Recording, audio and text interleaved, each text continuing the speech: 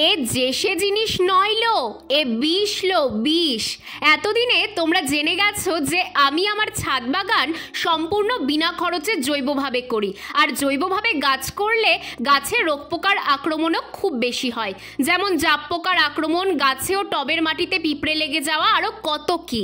আর এইসবের হাত থেকে গাছকে বাঁচাতে আমি এই জৈব বিষ বিনা খরচে ঘরেই তৈরি করে নিই। না, এতে গাছের কোনো ক্ষতি হয় না, বরং উপকার হয়। প্রথমেই গাছ থেকে বেশ কিছু নিমপাতা সংগ্রহ করে নিতে হয়। তারপর একটা পাত্রে সেই নিমপাতা আর 1 লিটার জল দিয়ে তাতে 1 চামচ মতো হলুদ দিয়ে জলটা 30 মিনিট ফুটিয়ে একদিন রেখে দিতে হয়। এই যে জলটার কালার ঠিক এরকম হয়ে যাবে।